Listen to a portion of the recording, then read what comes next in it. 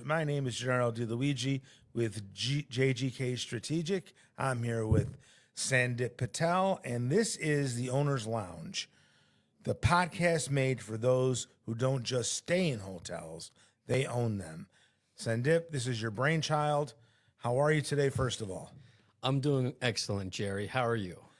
I'm here. You know, it's a gray day in Central New York. We've had a lot of gray days in Central New York. I'm waiting for the sunshine. I'm not finding sunshine. I don't know where it's coming from. Can you enlighten us? Well, hopefully this podcast will enlighten us a little bit and bring a little bit of sunlight into our day today. And into our industry, right? Yes. I mean, so just before we get into the details of what we're doing today, let's explain to the folks kind of what your goal is and your vision is for this podcast, because it really is you that's driving this. Well, thank you. My goal and vision from this podcast is to get our viewers and listeners to be more knowledgeable about our industry and, just so where we can better help our industry moving into the future and where we are right now and how we can all improve on that. And I think biggest thing for me is education. Our members and our viewers need to be educated properly on our industry and what they are and how they can benefit from it. Well, because without saying, there are tremendous currents in the world that are actually enticing people to travel these days. Yes. So the hotels and hotel brands need to be innovative in order to capture the growing population out there, because there's competition from Airbnbs, which we'll talk about. But the hotel industry has been kind of run the same way for many, many years. It's almost like the education system, right? And it needs to evolve in such a way as to accommodate the dynamics of today's economy. I agree with you 100%.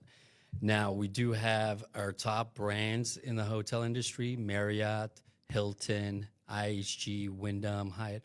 All of them have been adopting and making changes to the brands themselves, which we're going to get into a little bit today. Starting with Hilton and Marriott, I wanted to discuss, where they are as a brand and how they're performing as a brand and what they're doing for us as franchisees. Right. So if you're listening to us, you're not a novice, okay? You didn't come into this with no knowledge whatsoever. You're probably a hotel owner. Yes. So I could go through why we're talking about Marriott and Hilton IHG, but you know why. Because they are so dominant in the market, and because we as franchisees, and I'll include myself in that because I'm on this side right now, because we as franchisees are investing our money in these brands. Correct. Okay. There are usually reciprocal obligations when it comes to a partnership, right? Because basically we're forming the ultimate partnership. We're marrying Yes, we are. the brand. And like in all partnerships, in order for it to be successful, both partners have to get something out of the relationship. Exactly. And right now, we're seeing a lot of mixed match where one side of the partnership is getting more than the other. And we're having some arguments and disputes. And you can almost look at like a marriage, because it is like a marriage partnership. In typical marriages, both sides need to be able to come together and work together and have, if not equal, benefits from it. It's not like you're getting into this with collective bargaining, okay? Right. So that's not happening. What you have is your franchisee agreements, okay? You enter into these agreements, and they have basically a ledger list. Right. This is what we do. This is what you do. This is how much we pay you. This is how much credit you give us. Right. Okay? That's basically what it is, correct? So in terms of these the fees and the startup, remember, as hotel owners, putting up the properties and maintaining the properties and all, that falls square on our shoulders. 100% it does. Okay? Yes. So it's great to be in a high and mighty, highfalutin property down in Manhattan and decide that, well, these are going to be the new standards and these are going to be this. But the fact of the matter is, we have to deliver on what those mandates are, and sometimes they're unfunded. I agree with you. And sometimes they are. Let's take a look at both Marriott and IHG stock prices, for instance. Great place to start. Yes. Yes. So we'll look at Marriott currently right now today. Their stock price is at $273 per share. And vice versa, Hilton's stock price today is $256.53 a share. Close. Okay. Yep. Very close. Now, I'm going to take a 5-year on this, okay? Let's take a look at what Marriott's share price was in February of 2020, right before COVID hit. Right before COVID. So actually, when you let's alert people to this. Yes. The numbers we're going to come up with in comparison are going to include the COVID shutdown period. Yes, they are. So that means that the trough that everyone hit is going to be taken into consideration here, and they're still positive on the other side. Yes, they are. I just wanted to make that point. Yes. So before COVID, in February of 2020, Marriott's stock price was $150.97, and Hilton's stock price was $115.06 in February of 2020. Now, 5 years later, in February of 2025, do you know what their stock prices were? I know because we were talking about it, but I'll let you. Okay. So if Marriott's stock price, February, it hit an all-time high, $307.52 per share. And Hilton also reached an all-time high of $275.22 per share. Which begs the question: if you have investment equity capital, you have investment capital as a person of wealth that is able to invest and gain with your money, you have to make a decision. Yes, you do. Are you going to invest in business, private equity? Are you going to invest in the stock market? Are you going to buy real estate? Are you going to do some combination, like build apartments and then get rent? Like, you make these decisions. Everyone who's at this table Yes. has made those decisions. Yes. Right? And the decision that the people at this table have made is to take their capital and invest it into hotels, build equity with the capital. Yes. Okay? So that it's durable, Yes. tangible, real, and is Warren Buffett-ish. Okay? He would like hotels and railroads and those kind of things because they're tangible, they're assets. Right. Okay? A stock is only a price, Yes. and it's fungible, and it changes rapidly based on all kinds of circumstances. Well, we can take a hit. I'll tell you, I gave you prices of the stock February of 2020, right before COVID, where Marriott was at $150.97 and Hilton was at $115.06. And right after COVID, in March of 2020, at the end of March of 2020, Marriott went down as far as $46.56 per share. Yeah, and that's a bottoming out. That's a bottom out. So basically, if we were really smart investors, and we could see past through the smoke screen Yes. of COVID, and if we knew we would come out on the other side, that $46 is a hell of an opportunity to jump on and make some money. Oh, 100%. If you would have jumped on at that time during COVID in March and bought Marriott or Hilton stock, Hilton dropped down to $44.30 per share. And in February, like I just said, February of this year, from $44 in March of 2020 to $275 for Hilton in February of this year. Look at that increase in your stock price. Imagine if you would have invested. If you bought at the bottom and sold at the top, Yes. yeah, it is absolutely substantial, and it would be enough. I think that profit level would be enough to make the decision. But of course, there's only one first COVID. Yes.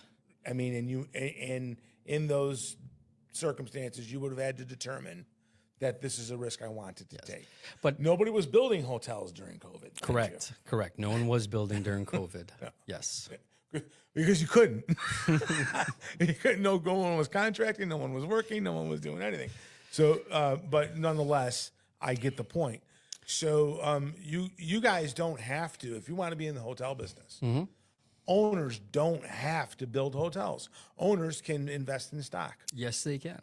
Now, if they would have invested, let's just say they would have bought $4 million worth of stock prior to, or let's just say February of 2020, right before COVID hit, and you were looking at maybe building a new Marriott or Hilton property during the same time. Mm-hmm. Now, a new property is going to cost you anywhere from $13 to $18 million, depending on the brand and depending on how big you want to go with the hotel. Plus your debt financing, Right. because nobody's paying for that out of pocket. So the equity you're going to have to come up with is around $4 million in equity. 20%. Yep. So you're going to invest $4 million of your money. 5 years' time, you're probably looking at maybe getting $1.2 million in cash returns. If you're getting a 20% return, yeah. Now, remember, you are also building equity, so you do have the asset and the equity and the real estate. No doubt okay? about it. So after 5 years, you're looking at maybe you build it for $18 million, and hopefully in 5 years, showing enough revenue growth, you are able to sell it for more than the $18 million that you built it for. Correct. 20 million or something like that. And then you're going to be acting like Donald Trump, because that's how he made his money. So, but in 5 years' time, how much of the mortgage have you paid down? Well, depending on the, whether you're going with 10, 12, 30 years. I mean, depending on what your rates So are. we're looking at a 5-year period right now. So let's look at it. You build a brand new hotel, and within 5 years, you want to either wanna pay get the out mortgage. and sell Okay. the property. Okay. So NOI-wise, cash return-wise, you're looking at maybe $1.2 million return to you cash-wise in the 5 years. And then you still have your equity. You still have your asset. You're able to maybe sell it for $20 million, but you got to take into consideration your mortgage that you still have left on the property. Right, and then your capital gains. Correct. So now maybe you're looking at bringing that down. You're probably banking $3 to $4 million at the end of 5 years. So you're basically getting your investment back. Okay. Now, if you would have taken that $4 million and invested into a Marriott or a Hilton stock at that time in February, and compared to where it is today, 5 years later, you're almost looking at an $8 million Cash out. out. Yeah, you would have ostensibly doubled your money. Right. Now, which seems a little scenario? bit better for you to do? Build a hotel, operate it 5 years, don't know where it's going to sell, don't know where the And have to work. market's going to be, and it's got to work 100%. And you have to work. Yes. And you have to work 100% versus buying a stock in that particular brand. And we know that stocks and markets usually do go up. And it is the same. If Marriott and Hilton stock prices are not going to go up unless owners like myself are building Marriott and Hilton properties. You're building their brand, Yes. right? So we do need to continue to build them in order for their stock prices to continue to rise. And they need to impose standards in order for their brand to go up, which we know. Yes. But it's at some point, the imposition of standards comes with a cost. It does come with a cost. Now, big thing is with normal standards and contracts that you have with these brands too, they want you to do a rebranding or renovation project, a major PIP within 7 to 8 years of owning their license. Now, we said 5-year term. And that's at least changing all the FF&E, right? Now, we talked about Minimum. Yes. We talked about 5 years, what would happen if you just build a property and decide to sell it in 5 years and get out. Now, the new person that buys that hotel after you decide to sell, let's say they pay you $20 million for that property because it is doing well. Now, they sign a new agreement with the brand. They're going to be mandated to do a property improvement plan right away. Right away. And it's only been 5 years. Typically, it's a 7 to 8 year process, but they're going to be forced to do a property improvement plan immediately after they buy the property. Which is really not fair because they've already paid the depreciation in buying the hotel. Right? So this brings into the question. They've got 20% depreciation Right. left. This brings into the question fair franchising. And like I said, like we said, this is a partnership we're doing. Franchisees and franchisors, it's a partnership. And we need each other to be successful. Right, but one side can't be David and the other one Goliath. I agree. And right now, the brands are being David while the franchisees are being Goliath. I mean, the other way, David. I'm David's sorry. little. Yes. Goliath is big. Yes. But at the end of the day, and that's the Dave, true but story, David David did slay Goliath. So you never know. You have to have the right slingshot. Yes. So I want to kind of get into fair franchising as well a little bit. Now, I'm not sure if you know of AAHOA at all. Well, I know through our conversations, I believe it's the Asian American Hotel Owners Association. Yes. AAHOA. AAHOA. It was like Aliyah. AAHOA. Yes. And then you also have AHLA, which is American Hotel Lodging Association. Okay. So two of the biggest hotel associations. But they would in have America similar right now. interests. Yes, they do have similar interests. The biggest interest is the owners, which we are. So we decided, AAHOA decided years back to introduce 12 points of fair franchising to the franchisors for them to sign and agree. So us, the franchisees, are also, we have a balance and we have a working relationship. If you don't mind, I like to go over some of these points of fair franchising just in case not all our reviewers I don't mind. I understand mean, and know most of our people know what they are, but I think going through, you can hit what you feel is extremely relevant here and go with it. I mean, well, I like to just point out real quick the 12 points of fair go ahead. franchising, just in case not everybody knows them. Okay. Point 1, performance. Point 2, impact, cross brand protection. Point 3, buyout, voluntary termination. Point 4, vendor exclusivity. Point 5, dispute resolution. Point 6, venue. Point 7, transferability. Point 8, database information. Point 9, sale of the franchise company. Point 10, disclosure. Point 11, quality assurance inspections. And point 12, franchise sales ethics and practices. Now, these are the 12 points that AAHOA came up with for their franchisors to sign for the AAHOA members, so we are not being taken advantage of it. Most of AAHOA members are new immigrants that have come over to the country, just getting into the business. And you and I know when we're just getting into a business and starting a business, we have to be very careful as to what we're getting into and what we're signing. And AAHOA is looking out for its members by putting this out there so the brands and the franchisors do not take advantage of franchisees. well, these are caveats, Yes. so to speak. Basically, when you discuss things like performance, obviously the issue is occupancy. Okay, and the margins that are being met on a regular basis. Now, here you are, you're a brand new hotel owner, you're stepping into the game, and you're hit with, okay, here's our standard. Right. And you have to meet this from day one. Well, meeting something like that from day one is a bit onerous. Well, it's easier to do it from day one because you're just, let's say if we're building a brand, so we can build it and construct it to the way the standards are for the brand. Now, moving forward, though, with each franchisor, we sign a FDD, franchisor disclosure document, okay? Now, depending on which brand we pick, every brand has their own FDD, okay? In there, we'll state, let's just take a brand, an example brand. We're just going to take Fairfield Inn by Marriott as an example, okay? So in their FDD, it states Marriott Fairfield Inns nationwide do an average occupancy of, let's just say, 72% occupancy and an ADR of $98, okay? So that's their numbers, and they're disclosing it as the franchisor. Well, they have to.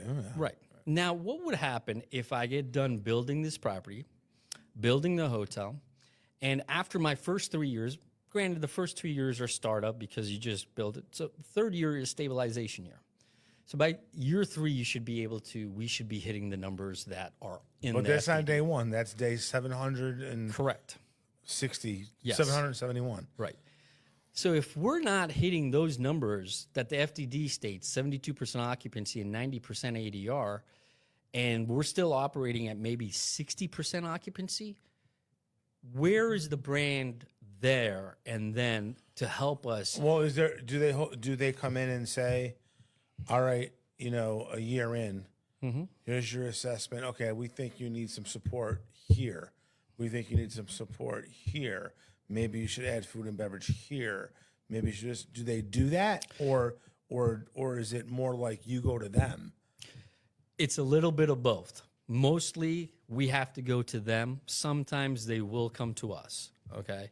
But a majority of the time, it's always the owners going to the brands and ask them, hey, why is my property not performing? Hey, what can we do to get more revenue? Hey, why is this market not, what do we need to do? Do they dispatch a team to you?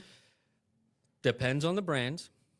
Certain brands have a bigger team, certain brands have smaller teams, but they do have teams dedicated for this, okay? So owners, you do have the right and you do have the ability to contact your brands to ask them these hard questions on why is my occupancy not where it's supposed to be? What do we need to do with this? Is it the market? Is it something that we are doing at property? Or is it something that's going on nationwide that is affecting Is this? it internal? Is it external? Is it a combination of both? Did we miss on the I mean, it's got to be a tough question because not every hotel is perfectly placed. And you're absolutely right about that. So if with the performance, 12 points of fair franchise and point number one being performance. Now, if a hotel brand is not performing, our Fairfield Inn example, 72% occupancy, $98 ADR. Now, if we're maintaining in the year 3, we're still only showing 60% occupancy and let's say 85 or even $95 ADR, okay, which the ADR is a little close, but at 60% occupancy, that's 12 occupancy percentage points less than what the brand FDD says, okay? Now, if you're going to be that low, you should give the franchisee an option to terminate that agreement without any liquidated damages because we now know that that particular brand is not suitable That brand, for that this style market. doesn't work here. Yes. For So, whatever reason. right, 100%. And isn't that the whole reason that we have different brands within a brand? I mean, is it, like suppose you dial up a Hampton Inn expecting families and what you get in a Hampton Inn, and suddenly you look at your comment cards and your comment cards are from young professionals who want a bar. Right. And you don't have it. Right. Well, that tells you your Hampton's probably the wrong flag. Right.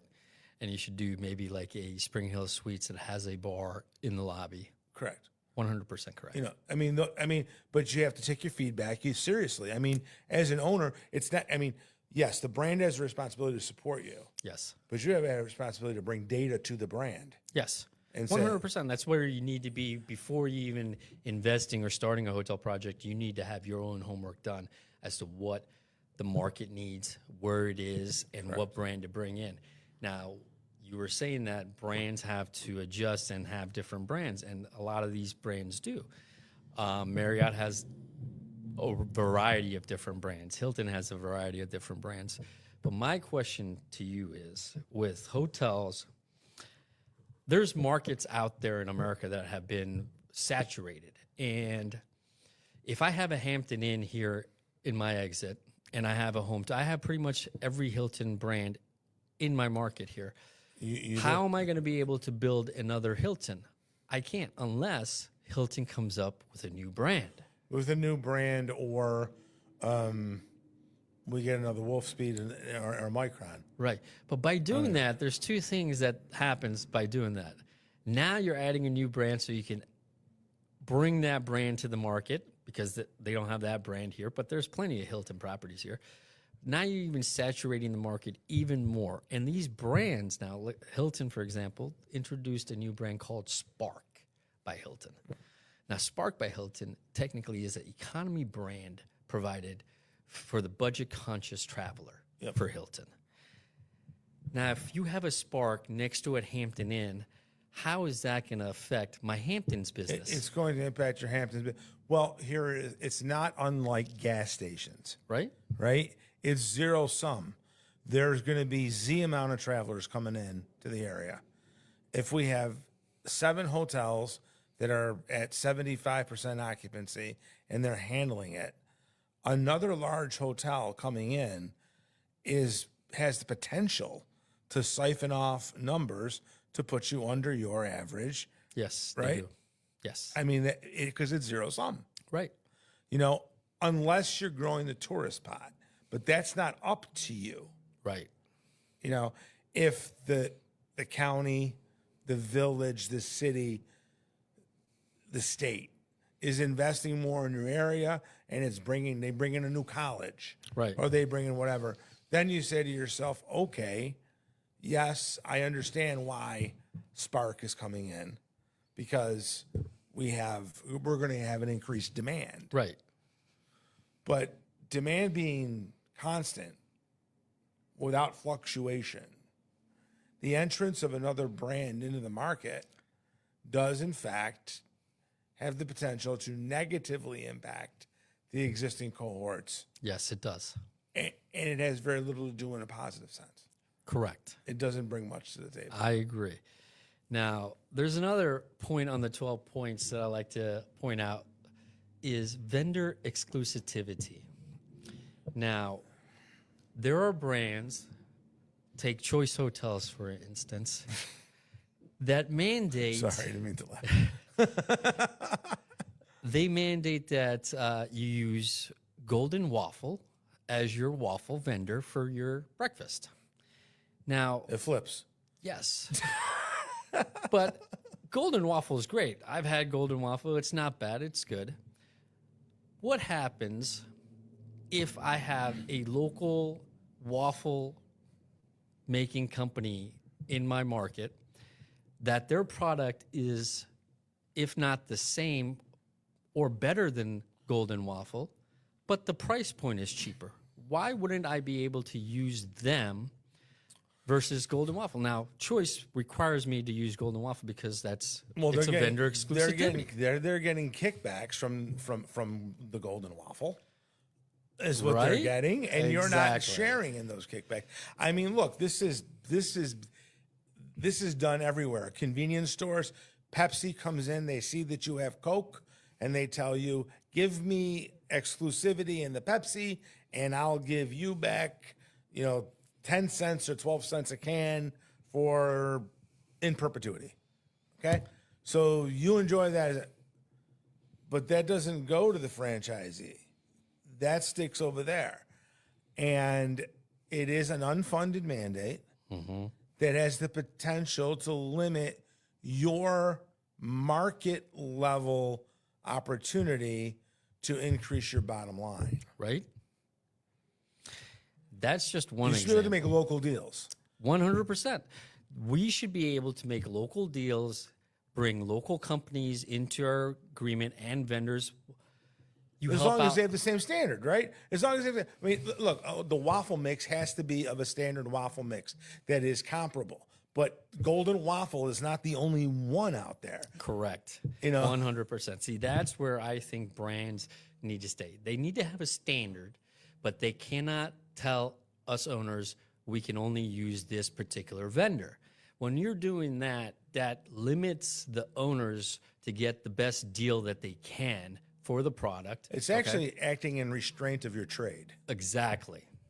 And that's a big no-no, and I think that is one thing that we definitely need to fight. And Well, those are the kind of things that they used to get Congress involved in and break up monopolies on when they did things like that. Now, we're not saying anything like that should happen, but there should be some deference in the local market, not even to mention that it can help the brand, because you're bringing local there's businesses. There's a and you're movement towards exactly. local. They're going to refer people to that hotel, Right. Because they're doing business with people in that hotel. There's a lot of smart reasons for keeping it local. I agree with you 100%. And with brands too, I know a lot of brands do this in some markets, but I think they should do this in a majority, almost all their markets, to be local specific with your standards. Marriott, Hilton, you have brand standards, which is good. You can have those brand standards, but you also want to be able to design your hotel with the local market in mind. So if we're looking at FF&E, you know, in re-outfitting a place, right? It is just as easy for a franchisor to say, okay, you need to have a bed that is from this standard to this standard. Right. A mattress from this standard to this standard. Right. For example, a good one would be, okay, we would advise you to get something at least as good as this. Right. And you will be held accountable for having that. But it has to be of that quality. Yes. Now, I will tell you, there are certain brands that are out there, like there was one brand, I believe it was Choice or Wyndham. I'm not sure exactly which one it is, but I'll find out for sure. They had a better, best, and yes, a good, better, and best. yes, Which is okay, which gives you at least some choice into how much you want to expend. Correct. But it doesn't give you the choice of the vendor. yes, Vendor choice is very important because we're going back to what we said before. The more local control that you have, the more you're able to get grist for the mill for your business. 100%. And I think you should be able to use any vendors as long as you are staying within the brand standards. Right. You're not going to have press wood. Right. Right. I mean, listen, you're going to get a bureau. Okay. And certainly you're not going to go to Target and get a press wood piece and put it there. That's not going to happen. Right. Right. It has to be wood. Not only that, it wouldn't be durable. Correct. Right. I mean, you would be screwing yourself by putting in a lesser quality 100% piece. correct. Yeah. Yes. So these are some of the things that, the 12 franchising, fair points of fair franchising does and what AAHOA implemented. I think it's a strong point. New Jersey has a New Jersey bill right now that is trying to get through the Senate and their local Congress in setting up and making sure that the franchisors are mandated to these 12 points. And I think this should not just be part of the New Jersey bill. I feel this should be nationwide. Well, it's nationwide, and I don't think it should just be industry-wide because these same issues come up in the food and beverage business. Right. So I mean, if all of anything, them. this is like More universal. It says it, 12 points of fair franchising. For franchising, right? So, I mean, that's just like getting a Subway, Yes. right? And you open up your Subway, and they tell you, you must get this bread from U.S. Foods. Right. And you sit there like, why do I have to get it from U.S. Foods when I have the same quality, right here, and I can get it for 22 cents less? Why would I wait to get that from U.S. Foods? Especially when in that business, pennies make dollars. Oh, 100%. 100%. But and I think that's true. I mean, there is a lot of validity to a legislative kind of endorsement of a Bill of Rights for franchisees. Right. Because this is essentially what this is. Yes. A Bill of Rights for franchisees. Yes. Hospital patients get a Bill of Rights. Right. You as a citizen, you get a Bill of Rights. Now, you don't have the collective bargaining shit here. Right. That doesn't exist. So you don't have labor protection. Right. Right? So what can you have? Well, there could be a Fair Franchise Standards Act. Yes. That says all franchises Right. need to act in this kind of a way. It's a moral and ethical issue before it's an economic issue. My point exactly. Well, there you I go. agree 100% with that. And I think this needs to be advocated, needs to be brought to Congress, and something needs to be done. And it shouldn't just be in a AAHOA lobby. You have the American Hotel Yes. Association. Yep. This should be something, if no other reason, a joint initiative. 100%. And not just them. Now you have individual franchisees. Well, maybe not from Chick-fil-A, but from but from McDonald's and from other that have the same issues.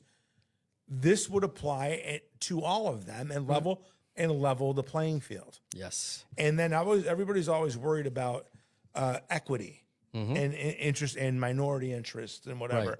You know what? How is it fair to ask someone who's maybe taking their first time gambit and who might be a woman or a minority to get into business and to already have this behemoth of Hilton and Marriott over you as an overlord without having any protection? Right. Okay. This kind of protection at least says that if I have a dispute, I can go to court and I have at least an legislative intent of protecting my rights. Yes, 100%. I agree with you. Absolutely. And this is something that I'd like to ask our audience. If they have any views or concerns or comments on, please call or text us and we will reply and answer. We'll have you online. We'll take your questions and we'll discuss If you're those. a traveler, you want this. Yes. Right? Because you want where you choose to stay, you want that experience to be as solid as possible. And the better ground that the franchisee stands on, the better your experience is going to be in that hotel. Yes. Because they're not cutting corners, they're finding corners. Right. That's a good point, Jerry. That is very well said. Very good. All right. So I think we've covered a lot today. Yes, we did. We'll be back. We will be on back a regular basis. On a regular basis, we are going to do one every month. Okay, one every month. We will have different topics. Next month's topic, I kind of want to bring into AAHOA and AAHLA a little bit more, the hotel associations that we do have, and talk about both what AAHOA and AAHLA have to offer. And AAHOA also just had their first annual board meeting just this month in May, last week. Now, those minutes are not out yet, but once those minutes are out, they should be out in a couple of weeks. We'll be able to talk about those points, and we're going to discuss them on our next episode. Maybe one of us two. Yes. Maybe JGK Strategic will draft a sample piece of legislation based on this to send on up to Congress. That would not be a bad idea. I think we can do it. I think we can. All right. So what we're going to do now, we're going to take a short little break, and once we come back, we're going to go live to our audience where you can call in or text us any questions you may have, and we'd love to discuss. As Sandip says, this is what we're going to do. We're going to include you. Yes.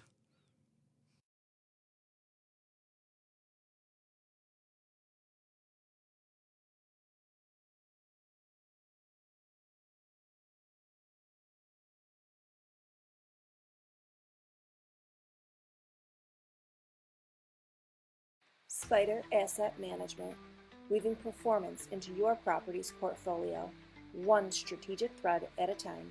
You can find us at www.spydrmanagement.com.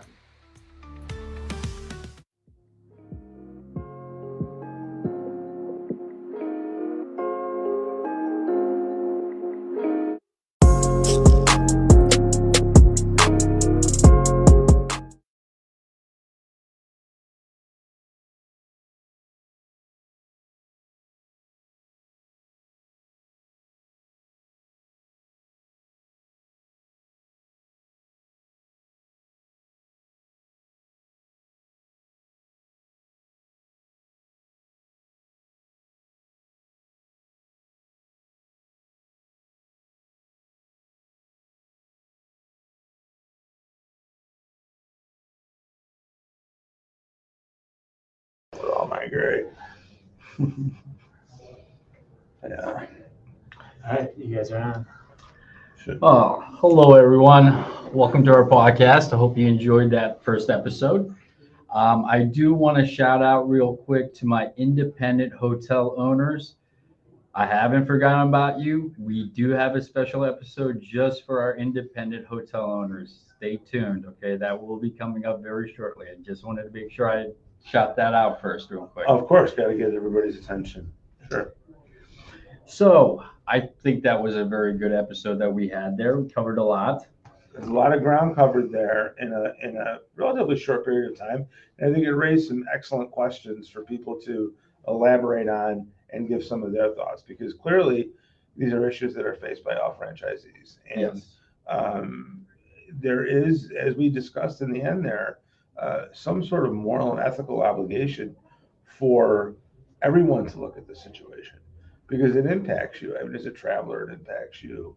As an owner, it impacts you. Right. You know, and I'll tell you, the one thing that the runaway stock prices indicate to you is that, you know, the model of the big over the little certainly works in that direction to make them profitable. But as we were discussing earlier, and as you pointed out, the association is a collection of individuals that can be as powerful as the whole. Well, I think we got our first call right now. Let's take that.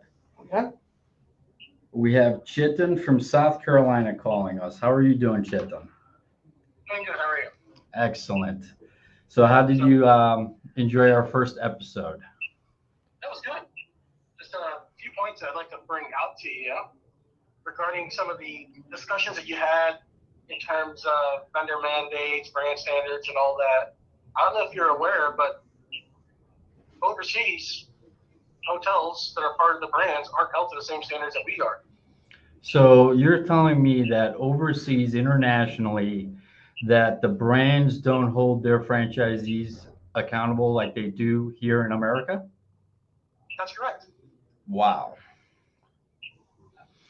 You know, that It's brings not shocking to me. and brings a good point, Chetan. I have a franchise agreement, franchisee agreement from Korea of all places. Let me pull this up real quick so I can give you the exact dialogue. Okay. So it's the Article 29. Again, I can post this on there so you can view the article yourself. First point says the franchisor may designate certain items that are essential for operating the franchise business and must be purchased from the franchisor or a designated supplier, hereinafter referred to as mandatory purchase items. If purchasing such items from such suppliers would make it difficult to protect the franchisor's trademark rights or maintain the uniformity of goods or services. If the franchisor designates mandatory purchase items, it must notify franchisees of the designated items, including their types, specifications, units, transactions, parties, and other applications timelines through specific means such as POS systems or internet websites. The notified details become part of the franchise agreement. Now, other countries have this implemented in their franchisor agreements. Why do we not here in America, Chetan? I think that's because some of the associations that we say are for hotel owners are really for the brands themselves. You know, and there are some elements to understand, like a reservation system, right? So, okay, I get it. You know, Hiltons have reservation systems that other Hiltons have to talk to. So, like, that makes sense, right? To mandate something like that, and nobody's going to argue against that, right? But what you can argue against is not having a choice when it comes to your FF&E standards, and what you purchase for your breakfast. Right. Or which vendor you choose. Or which vendors you choose, right? Vendor choice is a very important part of profitability at the micro level. 100%. And it also affects the economy as well. Go ahead, Chetan. I'll give you one quick example. There's one brand out there that mandates you have a specific type of cookie to serve to guests upon check-in. In the U.S., it's specified as one brand. But if you look at their brand standards, there's a separate section in there saying for Canadian and international properties, the property may source that product from a local vendor. No. And does that change the experience? No, they still run the same flag and they still proclaim the same experience, yet they're given one a variance and the other one a mandate. Right? Correct. And that's all due to the So- kickbacks. And it seems arbitrary at some level too. I mean, I'll give a big shout out to the RL guys in New Jersey. They're doing a fantastic job with trying to lobby to pass their fair franchising bill there. And I hope it goes through, because that would be a definite game changer for a whole industry nationwide. So, Chetan, I did see that the New Jersey bill, it's Assembly number 1958, okay? That was brought to the Assembly Judicial Committee in May of 2022. Now, hang on just a second here. Let me see this. Yes. So it was saying that it did go through a vote in May of 2023, and that they did get enough votes for it to pass. Have you heard Everything's it? got to go. Yeah, so everything's got to go through. Whenever you have a legislative reset, you got to reintroduce bills. It's got to go through the House again, and then it's got to go through the state Senate again, and then the governor would have to sign off on it. Yeah. So you basically have an initial period of 2 years to get everything done. If it doesn't happen in 2 years, you reset and you start from scratch again. So they're Yeah, I basically think that's having what- to reset. Is that what's going on right now? Yeah, I believe that's what's happening. I'm sure we can find that out by calling our New Jersey guys up Right. and getting a more detailed explanation as to what exactly is happening over there. Well, if anyone from New Jersey is online right now and is watching our podcast, please feel free to give us a call or text us. The number again is 585-478-4887. And we love to get your view on this New Jersey bill as well, and fair franchising. So, well, thank you so much, Chetan, for your question and remarks. It was thank you. nice talking to you. Just talking to you. All right, have a good one. Get up. Okay, we actually have a text question. This question is from Maria. She's actually from New York. A question was asked that we talked about having brands be more locally area infused, and her question to that was, how can a brand standard, if she stays at one Marriott property and goes to the next Marriott property, she expects to stay quality and service to be the same and similar. Now, I agree with her there, but There's a standard. there is a standard, yes. Okay, but that doesn't mean it has to be the same experience. It has to be the same level of experience. I'll use the example of a historic hotel. Mhm. Okay, Marriott and Hilton both have historic hotels that they have underneath their brand. The Hotel Utica, for example, was one such hotel that is now a DoubleTree. The amenities of the lounge and such are pretty much like when you, I don't say the lounge, the lobby and such is done the way it always has been done. They didn't do much to the lobby. They went into the lounge area and they made it look more modern, Right. more like a DoubleTree in that respect. So they struck a balance. The balance is they kept the charm of the historic hotel Mhm. in the lobby with the same couches and same pianos and same sitting areas, keeping it historic and keeping an homage. There was a display box Mhm. to show some of the older artifacts Right. that were there from the historic hotel. But yet they modernized rooms, Mhm. they modernized the lounge, Right. modernized fitness facilities.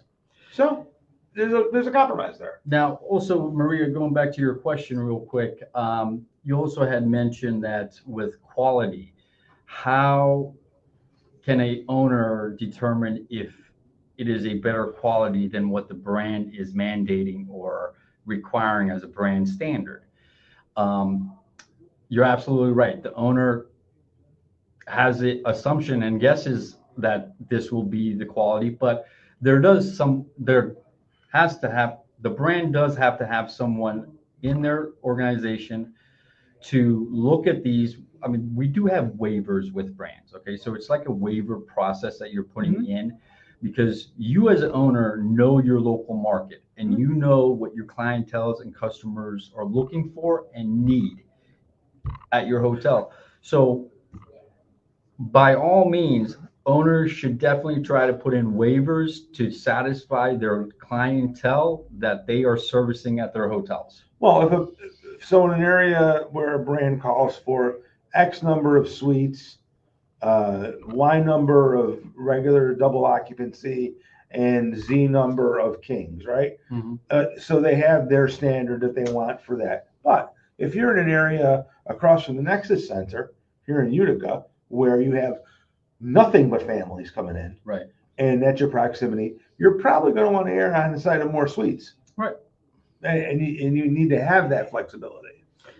So another point that I wanted to make out to a question that we had was, where as an owner should I be satisfied with a brand's performance and how they're performing for me as an owner and profitability wise? So my bottom rule and my rule to everyone here that's listening right now, if you are affiliated with a brand and you are a franchisee and have a franchisee agreement with a franchisor, the minimum you as a franchisee should be making is at least 40%, if not more, of the franchise fees that you pay. 40%. 40% of that, of the fees that you pay, franchise fees, total franchise fees that Ought you to be pay. coming to you through that affiliation. Correct, as a NOI, Mhm. total. This is after expenses and everything, Right. mortgage paid off and everything. Your NOI should be more than Right, 40% because your other of costs are your fixed anyway. franchise fees paid. Your other costs are fixed. Correct. So I will say, if you as an owner are not getting 40% of your franchise fees as an NOI, you have a serious problem. You need to contact your brand. You need to contact your franchisor and have a serious discussion on what to do, because they're basically eating your bottom line and you're not making money with them. It's time to either switch brands or go independent. Yeah, I mean, there's no sense having a brand if it's not sustainable. Absolutely right. And also, we did have an advertisement from SYPDR Asset Management. They are a company that can assist owners in this struggle. If you are, again, I repeat, if your NOI is less than 40% of the franchise fees that you are paying, call SYPDR Asset Management and they will help you out dealing with your brand. Yeah, they'll do a nice autopsy of what's going on there 100%. and a needs assessment. And after the autopsy and needs assessment, bring in some strategic, basically assessment of all that and tell you what direction to go in. Absolutely right. So again, I feel we had a great episode. Great first episode, everyone. Thank you for everyone that joined. We love your comments. Keep them coming. Now, this video will be on my Facebook page for the next 30 days. After that, we will move it to an official YouTube channel where you'll be able to access all previous episodes and replay them from the beginning. So you will always have this available. And if you have any questions that come up after viewing the video, please feel free to either text me, call me, or email me. All right. I say it's a great start, and let's elevate the hospitality business. 100%. Now, our next episode will air in June. We don't have the date yet, but again, we will post that. And this time we'll have you notified earlier, give you more than 1 day notice that the episode is airing. Sounds good. All right. Thank you, everyone. Have a good day. Take care.